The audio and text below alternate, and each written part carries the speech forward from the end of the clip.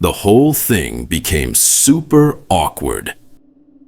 It happened on a Sunday, and I distinctly recall how I innocently tried to quietly ask my friends for some money under the table at 1:47.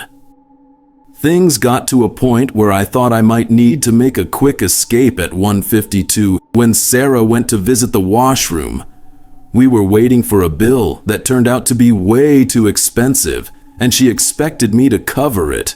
Let me put it simply, our relationship hit a rough patch right after that embarrassing moment, but not before she took me on an unexpected ride of financial stress. Let me tell you about the unexpected mess of a night, kind of like a crazy situation you'd find in a wild story. Sarah, a very attractive girl, walked into the place I usually hang out on Sundays. Everyone's attention shifted to her, a tall, who had a strong resemblance to Natalie Portman. Summoning up some courage, I went over to her, feeling like she might be way out of my league. But surprisingly, she was really into it and suggested we keep chatting over drinks on the dance floor. In a matter of moments, we found ourselves tearing it up on the dance floor, sipping drinks and connecting like we'd known each other forever.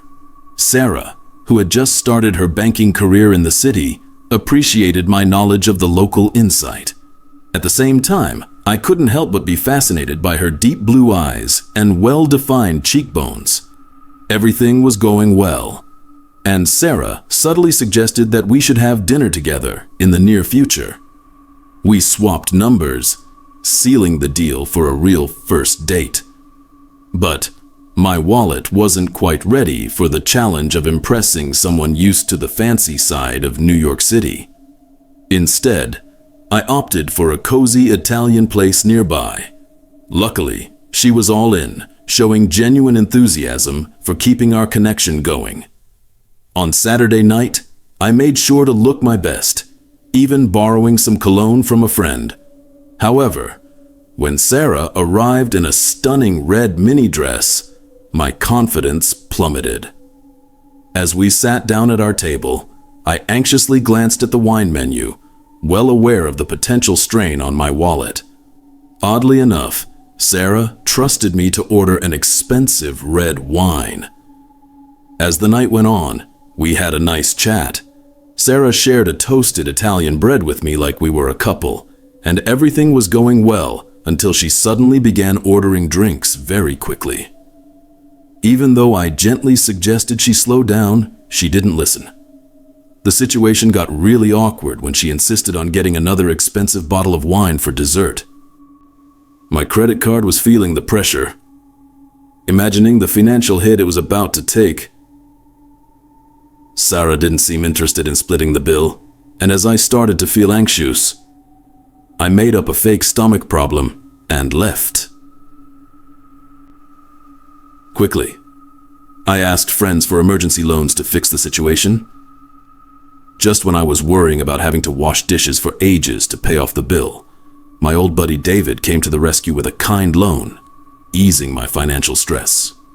Upon my return, I found Sarah enjoying the last sips of the second expensive bottle on her own. She suggested we grab frozen yogurt for the cab ride home, but I decided it was time to rein in the spending and politely declined her suggestion. I pretended that I had an allergic reaction while we were eating, apologized, and suggested we save dessert for another day. Sarah looked a little sad about it, but I caught the waiter's attention, and David generously took care of the bill. I made sure Sarah had a ride home with an Uber, and even though the situation felt a bit tricky, we managed to keep things friendly. It was a peculiar turn of events, and I realized that honesty might have been a better approach. As she zoomed off into the night, it struck me like a bolt of lightning. She had carefully planned the whole evening just to enjoy high-end drinks and fancy five-star food without giving anything back.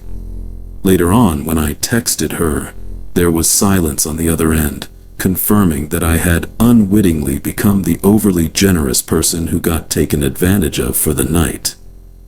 It made me realize the importance of being cautious about such situations and not letting generosity be one-sided. Next time, I'll be more mindful of ensuring fairness in the give and take of social interactions.